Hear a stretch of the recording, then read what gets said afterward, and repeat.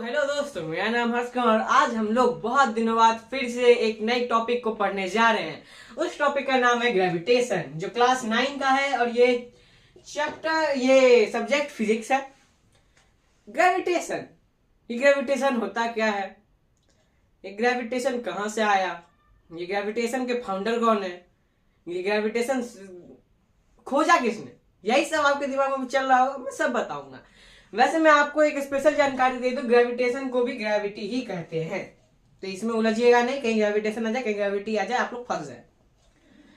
Topic to be covered इस पूरे series में, जो ग्रेविटेशन का सीरीज होगा उसमें टॉपिक क्या क्या कवर्ड होगा। तो पहला टॉपिक है ग्रेविटी। पहला टॉपिक क्या है, तो ग्रेविटी है। दूसरा टॉपिक क्या है, एक्सीलरेशन ड्यू टू ग्रेविटी। क्या है, एक्सीलरेशन ड्यू टू ग्रेविटी। तीसरा टॉपिक क्या है, फ्री फॉल। क्या, फ्री फॉल। अब मैं आपसे एक बात पूछता हूं, एक क्वेश्चन पूछता हूं।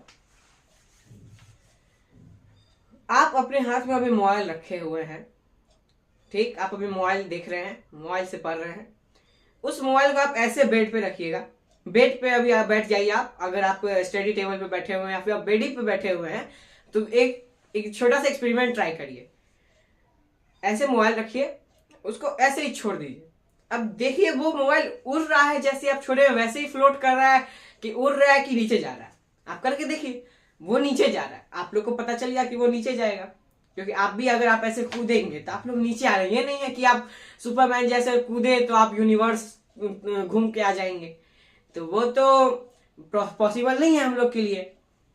वो वैसे कहीं पॉसिबल नहीं है कि आप ऐसे कूदे यूनिवर्स घूम के आ जाएंगे। लेकिन ये बस अर्थ पे, और सब प्लेनेट पे भी है, ये नहीं कि और सब प्लेनेट पे नहीं है। लेकिन किसी किसी प्लेनेट पे ग्रेविटी का लेवल लो होता है, जैसे अर्थ, जैसे ये मून का, तो उस पर हम लोग बहुत ऊंचा जंप मार सकते हैं। ठीक, तो यही है ग्रेविटी। अपने आप को आकर्षण, किसी भी एक दूसरे वस्तु को अपने साइड आकर्षित करना, उसी को ग्रेविटी कहते हैं। एक मास दूसरे मास को अट्रैक्ट कर रहा है, उसी को ग्रेविटी कहते हैं। समझ गए आप लोग? ठीक है। अब मैं आपको ग्रेविटी का डेफिनेशन लिखा देता हूं, वो आप लोग लिख लीजिएगा। फिर ग्रेविटी के बारे में और कुछ चर्चाएं चलेंगी। तो अब ये ग्रेविटी का डेफिनेशन है, मैं आपको बता देता हूं। ग्रेविटी क्या होता है, the natural force that makes thing fall to the ground when you drop.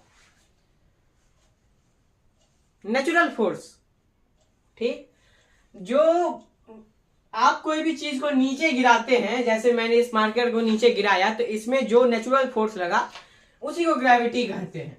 Gravity, अब आप बोलेंगे ग्रेविटी आया कहां से। ग्रेविटी के फाउंडर हैं, जो ग्रेविटी पे खोज किए थे, उनका नाम है sir Isaac Newton.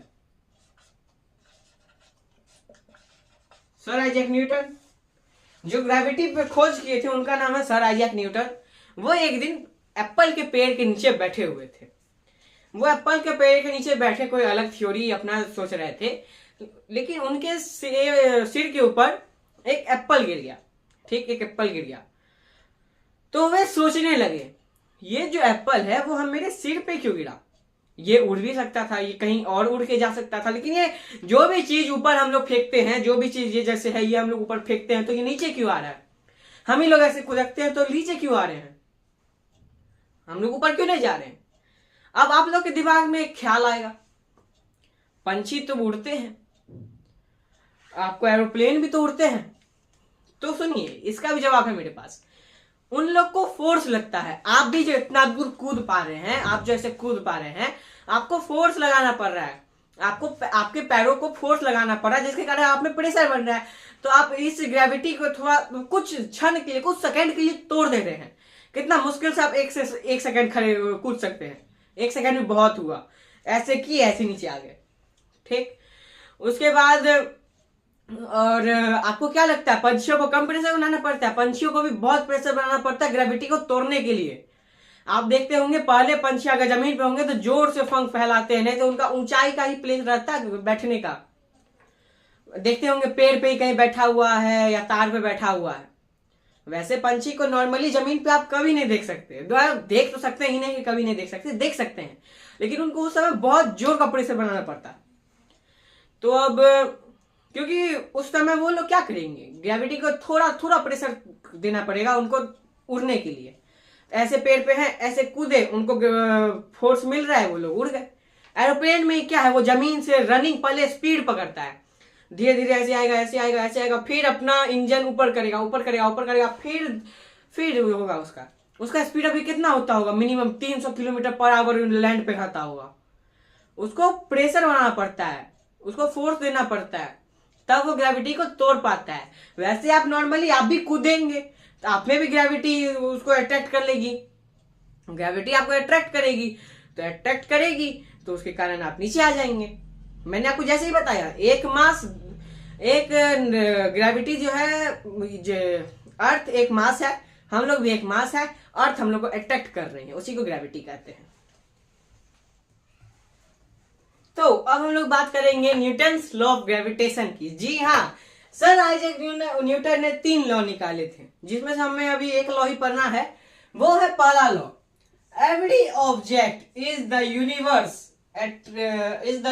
attract every object with a force which is directly proportional to the square of distance between their center। Universe में कोई भी ऑब्जेक्ट है वो दूसरे ऑब्जेक्ट को अट्रैक्ट करता है, बस आप इतना समझ जाइए। कोई भी एक ऑब्जेक्ट है, जैसे अर्थ है, ये अर्थ है, ये अर्थ है, ठीक, ये क्या है, अर्थ है। ऊपर में एक वो लड़का है, ठीक, एक लड़का है, सोचिए मैं हूं ऊपर में, मैं ऊपर से पैराग्लाइडिंग करते हुए आ रहा हूं। इसमें जो यहां से यहां तक का डिस्टेंस है, उसमें अर्थ ही मेरे को ग्रेविटी से अट्रैक्ट कर रहा है। वैसे मैं नीचे नहीं आ सकता था, मैं ऊपर ही रह जाऊंगा। अगर मैं अर्थ का लेयर तोड़ दूं, अर्थ का ग्रेविटेशन लेयर को तोड़ के ऊपर चले जाऊं, तब ऊपर से कूदूं, तब मैं स्पेस में घूम जाऊंगा। तब मैं क्या करूंगा, स्पेस में घूम जाऊंगा। आप बहुत सारा किस्सा सुने होंगे कि एस्ट्रोनॉट्स ने अपने स्पेसशिप से निकल के स्पेसशिप को ठीक करे थे, लेकिन वो घूम गए। तो इसमें हम लोग ऊपर से कूदे, तो हम लोग अर्थ की ग्रेविटेशन की चपेट में आ गए, तो हम लोग सही सलामत थे। नहीं तो अगर एस्ट्रोनॉट का किस्सा तो आप लोग सुने ही है, मैंने आपको बताया ही। तो आज की वीडियो में बस हमें इतना ही पढ़ना था। अगले वीडियो में मैं आपको इसी पे आधारित एक फॉर्मूला बताऊंगा। उस फॉर्मूला के बाद मैं आपको कुछ और मजेदार फैक्ट बताऊंगा। तो आज की वीडियो में बस इतना ही, मिलते हैं अगले वीडियो में। जय श्री राम।